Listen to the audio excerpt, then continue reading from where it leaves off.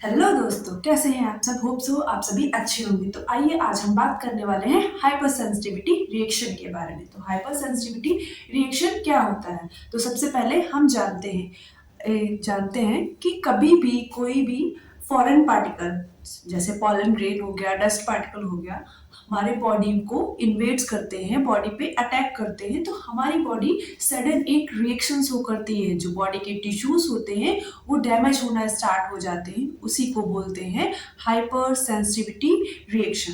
तो hypersensitivity reaction जो होता है, जो इम्यून सिस्टम होता है वो फॉरेन पार्टिकल के अगेंस्ट रिएक्शन शो करता है, जिससे जो बॉडी की टिश्यूज होते हैं वो डैमेज होते हैं। तो any immune reaction which damage the tissues. तो डेफिनेशन इसकी क्या पढ़ेंगे हम, उसके बारे में, हाइपर सेंसिटिविटी के बारे में। तो hyper sensitivity any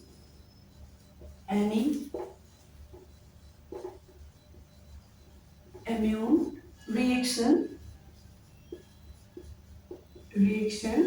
which damage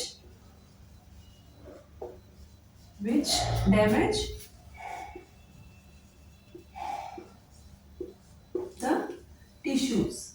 जो बॉडी के टिश्यूज होते हैं उनको डैमेज करता है, ये होता है हमारा हाइपर सेंसिटिविटी रिएक्शन। या फिर इसको हम ऐसे भी बोल सकते हैं, excessive damage of body tissues by some antigens attraction. क्या ये था हमारा हाइपर सेंसिटिविटी। तो हाइपर सेंसिटिविटी के कौन कौन से टाइप होते हैं उसके बारे में हम अभी बात करेंगे। तो हाइपर सेंसिटिविटी के दो टाइप होते हैं। कौन कौन से टाइप होते हैं, दो टाइप होते हैं। तो सबसे पहला टाइप कौन सा होता है, सबसे पहला टाइप इमीडिएट टाइप होता है। कौन सा, इमीडिएट टाइप। तो इमीडिएट टाइप होता है first type and delayed type होता है सेकंड टाइप। तो इमीडिएट मतलब within a second to a minute में बॉडी रिएक्शन शो करती है फॉरेन पार्टिकल के अगेंस्ट। क्या करती है, within a minute, within a second to a minute body जो है रिएक्शन शो करती है फॉरेन पार्टिकल के अगेंस्ट।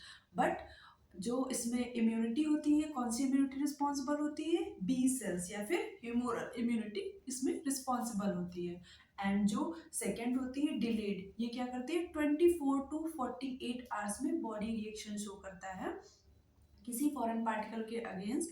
और इसमें टी सेल रिस्पॉन्सिबल होती है। कौन सा, टी सेल रिस्पॉन्सिबल होती है। तो ये इम्यूनिटी जो हाइपर सेंसिटिविटी रिएक्शन होता है, तो अकॉर्डिंग टू हम दो टाइप के पढ़ेंगे, टाइप्स के बारे में। तो सबसे फर्स्ट क्या होता है, जो बॉडी होती है इमीडिएट, क्या इमीडिएट रिएक्शन शो करता है, इमीडिएट टाइप। इमीडिएट टाइप के बारे में, इसमें क्या होता है, इसमें जो होता है बॉडी जो होता है within a second, within a second to a minute, minutes body reaction show करता है। और कौन सी इम्यूनिटी रिस्पॉन्सिबल होती है इसमें, तो सबसे पहले इसमें बी सेल या फिर humoral immunity, humoral immunity. And अब हम बात करते हैं इधर सेकेंड टाइप के बारे में। तो सेकेंड टाइप कौन सा होता है, डिलेड, डिलेड डिलेड टाइप। तो डिलेड टाइप में क्या होता है, डिलेड टाइप में जो रिएक्शंस होते हैं वो रिएक्शंस होते हैं हमारे विद इन 24 टू 48 आवर्स। क्या 24 टू 48 आवर्स में बॉडी रिएक्शन शो करता है। और कौन सी इम्यूनिटी रिस्पॉन्सिबल होती है, तो टी सेल्स रिस्पॉन्सिबल होती है, टी सेल और cellular immunity, cellular immunity responsible होती है। तो ये था टाइप के बारे में, cell mediated immunity and delayed. इसमें कौन कौन से टाइप आ जाते हैं, तो सेल इमीडिएट टाइप में तीन टाइप आते हैं। कौन कौन से टाइप आते हैं, टाइप 1, टाइप 2 एंड टाइप 3। तो कौन कौन से इसमें हम पढ़ेंगे, type 1, type 2 and type 3। Type third के बारे में डिस्कस करेंगे और डिलेड में क्या पढ़ेंगे हम, टाइप 4 के बारे में डिस्कस करेंगे। किसके बारे में पढ़ेंगे हम, टाइप 4 के बारे में डिस्कस करेंगे। तो ये था हाइपर सेंसिटिविटी के रिएक्शंस के बारे में कि इमीडिएट टाइप में with in a second body reaction show करता है और बी सेल रिस्पॉन्सिबल होती है, और वैसे ही डिलेड में हमारा टाइम कितना लगता है, 24 टू 48 आवर्स में बॉडी रिएक्शन शो करती है और सेल जो सेलुलर इम्यूनिटी रिस्पॉन्सिबल होती है। और इसमें हम टाइप 4 के बारे में डिस्कस करेंगे। तो टाइप फर्स्ट में सबसे पहले हम क्या देखते हैं, किसके अकॉर्डिंग हम ये जो क्लासिफिकेशन है पढ़ेंगे। अभी हम कूम्ब और जेल के अकॉर्डिंग क्लासिफिकेशन पढ़ेंगे, हाइपर सेंसिटिविटी रिएक्शन का क्लासिफिकेशन पढ़ेंगे। किसके अकॉर्डिंग, कूम्ब और जेल के according.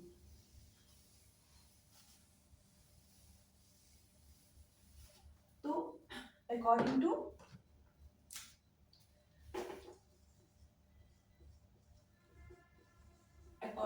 Coombe and gel classification, Coombs and gel classification।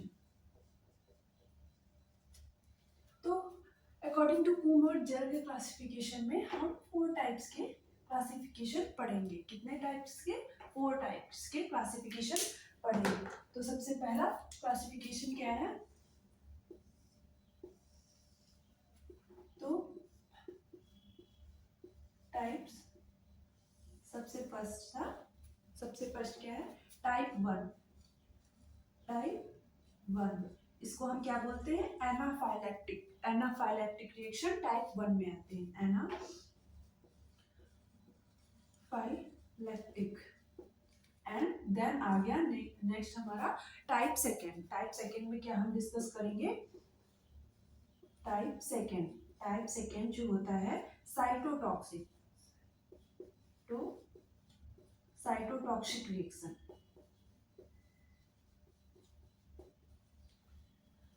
Type second में हम क्या डिस्कस करेंगे, cytotoxic reaction. And type third में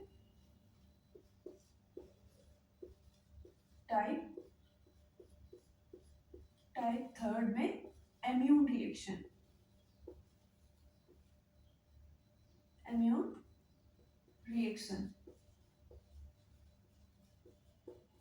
एंड टाइप फोर्थ में immune complex reaction. And type fourth में हम क्या डिस्कस करते हैं, delayed reaction. Type fourth delayed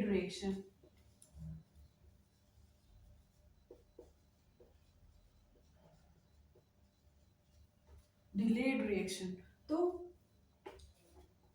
type first, type second, type third, तो इन तीनों टाइप्स में कौन सी इम्यूनिटी काम करती है। अभी मैंने आपको बताया इन तीनों टाइप्स में कौन सी इम्यूनिटी काम करती है, तो बी सेल्स या फिर ह्यूमरल इम्यूनिटी, इसमें जो है बी सेल्स काम करती है, बी सेल्स या फिर ह्यूमरल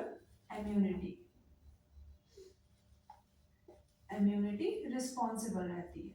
एंड जो डिलेड रहता है इसमें कौन सी cell, T cells are responsible.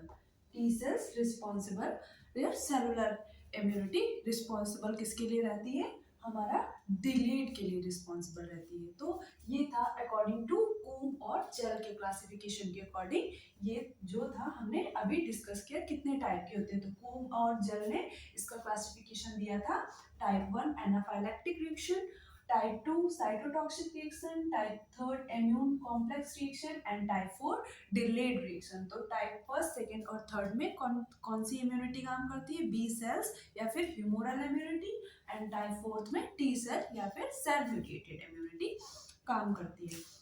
तो अब हम बात करते हैं टाइप फर्स्ट के बारे में। बात करते हैं। तो टाइप फर्स्ट क्या है, एनाफाइलेक्टिक।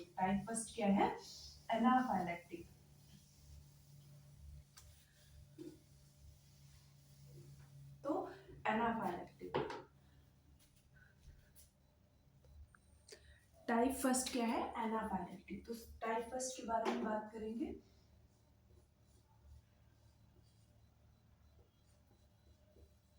फर्स्ट है ना,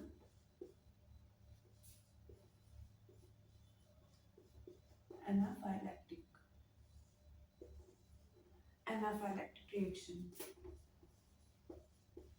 तो एनाफाइलैक्टिक रिएक्शन क्या करता है, ये दो टाइप के होते हैं, ये इसको हम एलर्जिक रिएक्शन भी बोल सकते हैं। क्या बोल सकते हैं, एलर्जिक रिएक्शन भी हम इसको बोल सकते हैं। तो सबसे पहला एलर्जी, क्या एलर्जी कितने टाइप की होती है, तो सबसे पहला इसको हम एलर्जिक रिएक्शन भी बोल सकते हैं। तो ये जो होता है एलर्जी, ये दो टाइप की होती है। क्या टाइप की होती है, इसके बारे में हम डिस्कस कर लेते हैं। एलर्जी जो होता है कितने टाइप की होती है, दो टाइप की होती है। सबसे पहला लोकलाइज्ड, लोकलाइज्ड, और दूसरा क्या होता है, दूसरा क्या होता है हमारा लोकलाइज्ड, और दूसरा होता है सिस्टमिक, सिस्टमिक। तो लोकलाइज्ड और सिस्टमिक में हम क्या समझते हैं, तो लोकलाइज्ड जो होता है इसको हम एटोपी भी बोलते हैं।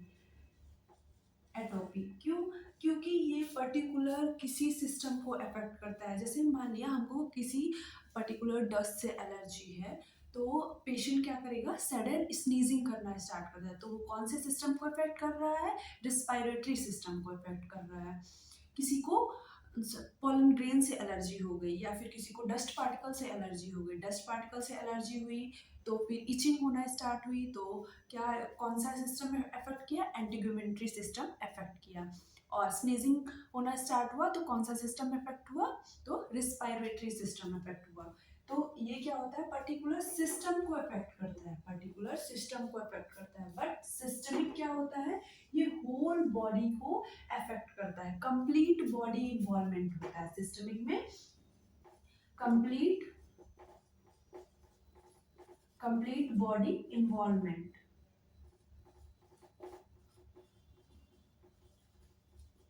ये पर्टिकुलर पूरी बॉडी के सिस्टम इसमें इन्वॉल्व होंगे, तब जाकर के ये रिएक्शन शो होता है। तो ये था हमारा लोकलाइज्ड, लोकलाइज्ड को हम एटोपी भी बोलते हैं, और systemic complete body reaction show करता है। तो अभी हम इसके मैकेनिज्म के बारे में डिस्कस करेंगे।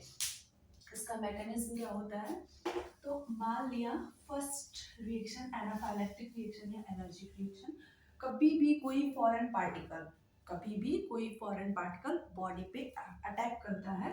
तो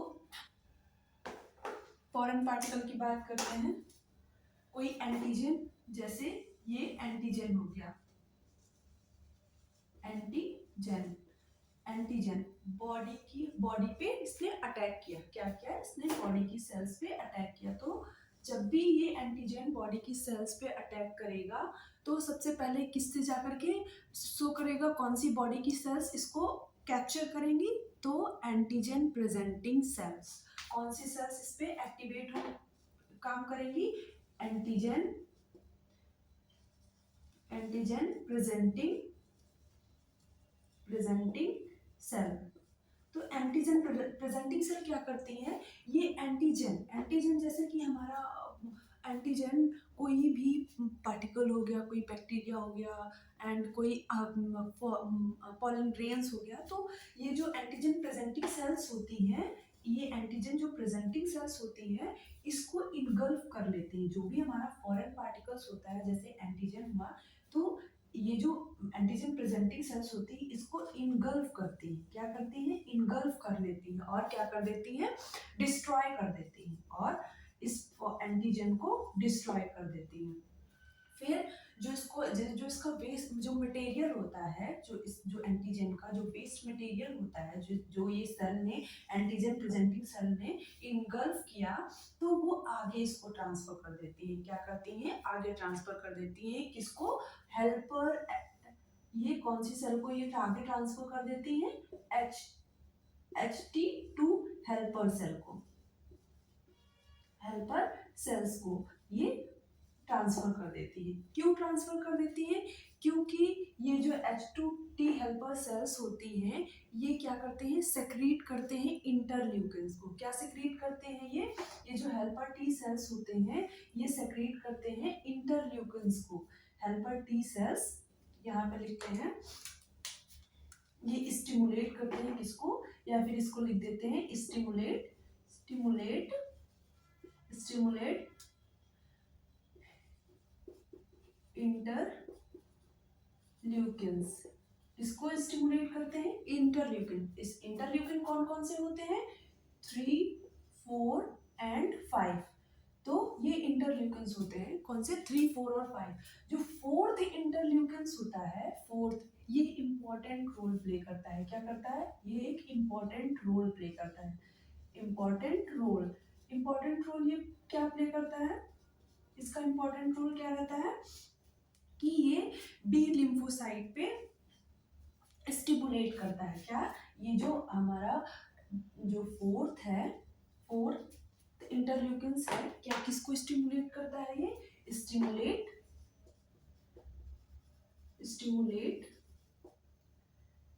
बी लिम्फोसाइट, बी लिम्फोसाइट को ये स्टिमुलेट करता है। क्या करता है? ये बी लिम्फोसाइट को ये स्टिमुलेट करता है। तो बी लिम्फोसाइट फाइनली आगे चल के किस में कन्वर्ट हो जाती है? बी लिम्फोसाइट फाइनली आगे चल के प्लाज्मा सेल में कन्वर्ट हो जाती है। किस में कन्वर्ट हो जाती है बी लिम्फोसाइट? बी लिम्फोसाइट जो होती है प्लाज्मा सेल्स में कन्वर्ट हो जाती है। B lymphocyte, B lymphocytes cell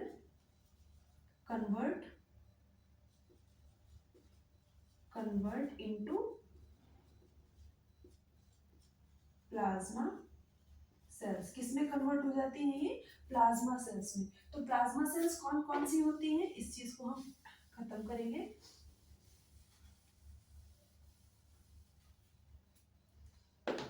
ये है antigen presenting cell, antigen presenting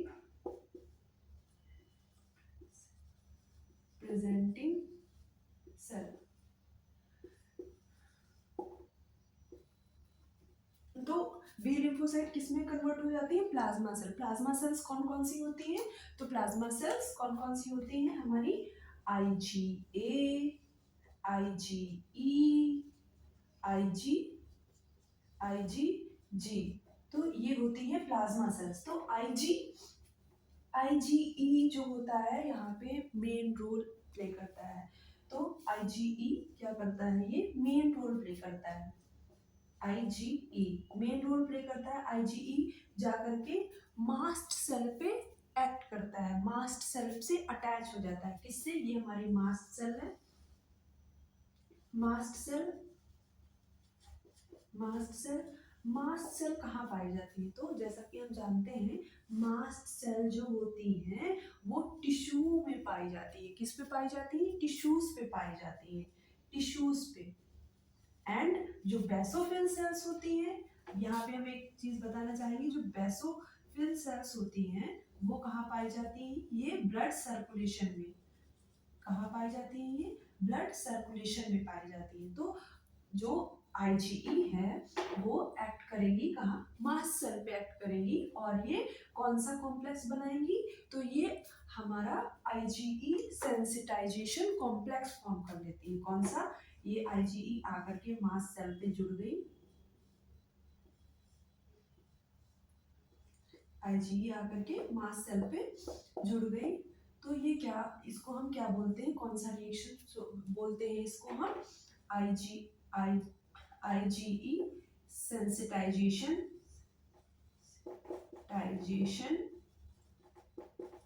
complex. क्या बोलते हैं? IgE सेंसिटाइजेशन कॉम्प्लेक्स बोलते हैं। तो IgE सेंसिटाइजेशन कॉम्प्लेक्स ये क्या हुआ हमारा? ये रिएक्शन हुआ मास्ट सेल से। तो अब हम समझते हैं कि नेक्स्ट टाइम पे जब भी कोई फॉरेन पार्टिकल है सेकेंड टाइम बॉडी पे इन्वेड करेगा, मतलब नेक्स्ट टाइम सेकेंड टाइम पे जब भी हमारा कोई फॉरेन पार्टिकल है दोबारा से बॉडी पे इन्वेड करता है, मतलब अटैक करता है, तो उस एंटीजन को इतना लंबा प्रोसेस फॉलो नहीं करना पड़ता है। क्या करता है? इतना लंबा प्रोसेस फॉलो नहीं करना पड़ता है। वो डायरेक्टली यहाँ से एंटीजन ने डायरेक्टली किस पे एक्ट किया? मास्ट सेल पे एक्ट किया। क्या किया? मास्ट सेल पे एक्ट किया। तो आईजीई हमारी क्या करती है, आईजीई एक सेकेंड टाइम पे आईजीई एंटीबॉडी जो होती है, ये जो हमारी आईजीई एंटीबॉडी होती है, ये क्या करती है सेकेंड टाइम पे, ये सिग्नल भेजती है मास्ट सेल को। क्या भेजती है, आईजीई आईजीई सेंड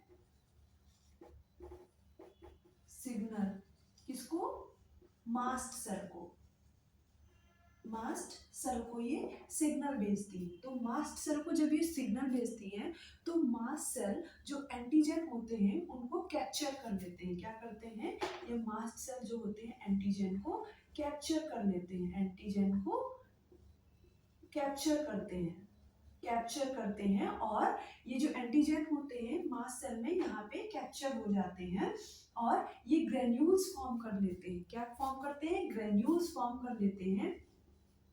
ये ग्रेन्यूल्स जो होते हैं बस्ट आउट हो जाते हैं। क्या करते हैं, ये जो ग्रेन्यूल्स फॉर्म होते हैं, ग्रेन्यूल्स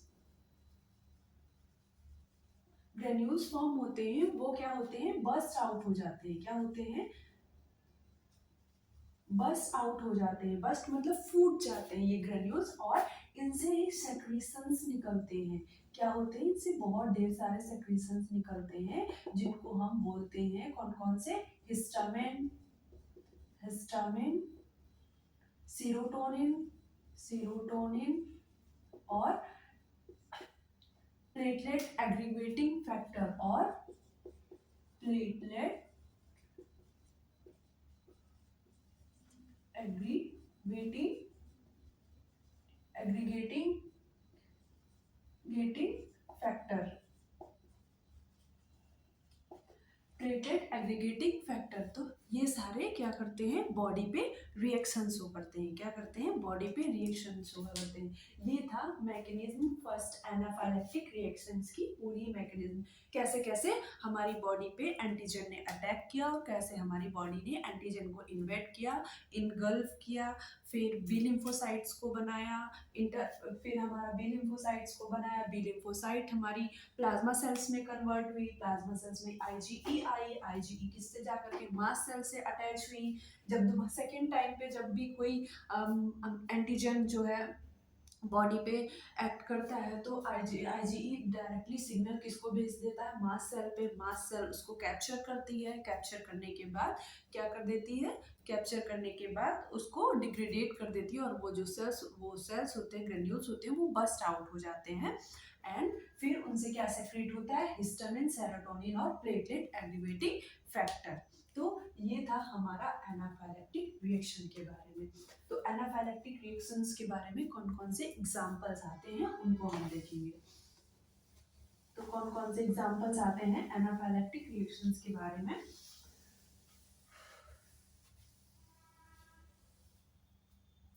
तो एनाफाइलेक्टिक में सबसे पहला हम क्या पढ़ेंगे, एक्जिमा। एक्जिमा कौन कौन से एग्जांपल्स पढ़ेंगे एनाफाइलेक्टिक टाइप 1 रिएक्शंस के बारे में। तो सबसे फर्स्ट है एक्जिमा, एक्जिमा। देन सेकेंड की बात करते हैं हम, सेकेंड की बात करते हैं asthma, asthma. Third hay fever, hay fever. Fourth हमारा होता है सूट्स-डेल फेनोमेना। क्या होता है, सूट्स-डेल फेनोमेना, सूट्स-डेल। बात करते हैं एक्यूट डर्मेटाइटिस, एक्यूट डर्मेटाइटिस। तो ये था हमारा टाइप 1 के एग्जाम्पल, कौन कौन से एग्जाम्पल थे टाइप 1 के एनाफाइलेक्टिक रिएक्शन में, eczema, asthma, hay fever, suits-del phenomena, anaphylactic shock, acute dermatitis. तो अब हम बात करेंगे टाइप सेकेंड रिएक्शंस की, इसकी type second reaction.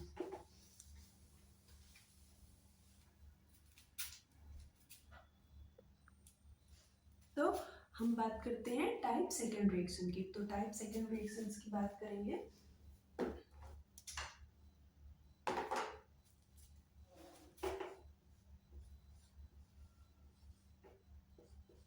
Type second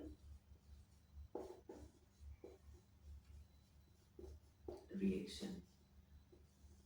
तो टाइप सेकेंड रिएक्शन, तो टाइप सेकेंड रिएक्शन जैसा कि हम जानते हैं, ये जो रिएक्शंस होता है एंटीजन एंटीबॉडी का, वो किस पे होते हैं, टारगेट टिश्यूज पे होते हैं। किस पे, जो ये एंटीजन और जो इसका रिएक्शंस होता है, जैसे कि मैंने आपको अभी मैकेनिज्म के बारे में बताया, टाइप फर्स्ट रिएक्शन के मैकेनिज्म के बारे में बताया, वैसे सेम ही टाइप सेकेंड की मैकेनिज्म भी है। और इसका जो एंटीजन और प्लस एंटीबॉडी जो कॉम्प्लेक्स है बॉडी, इसका रिएक्शन कहाँ पे होता है, कहाँ पे इसका रिएक्शन शो होता है, टारगेट टिश्यूज पे। इनका रिएक्शन जो कॉम्प्लेक्स रिएक्शंस होता है वो किस पे शो करता है, ये टारगेट टिश्यूज पे होता है। किस पे होता है, टारगेट टिश्यूज पे।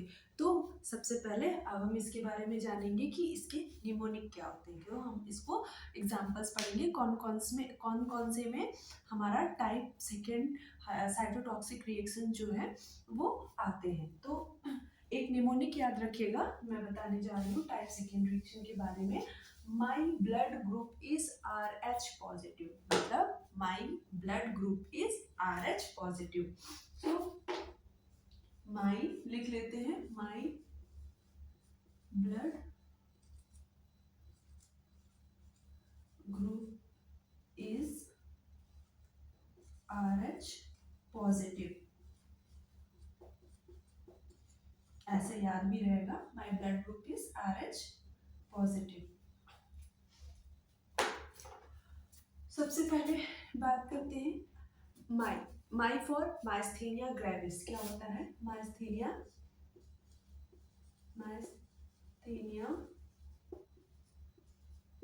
ग्रेविस। माइस्थेनिया ग्रेविस जो होता है type second cytotoxic reaction show करता है। ब्लड मतलब blood transfusion reaction, blood transfusion reaction group for Goodpasture syndrome, क्या होता है, Goodpasture syndrome, Goodpasture syndrome. अब हम इसकी बात करते हैं, तो इसमें आ जाता है हमारा my blood group Graves disease, sorry इस पे आ जाता है इंसुलिन रेजिस्टेंट डायबिटीज। क्या आ जाता है, insulin resistant diabetes, insulin resistant diabetes. तो अब जो है बात करते हैं RH की, तो RH मतलब रेमेटिक फीवर,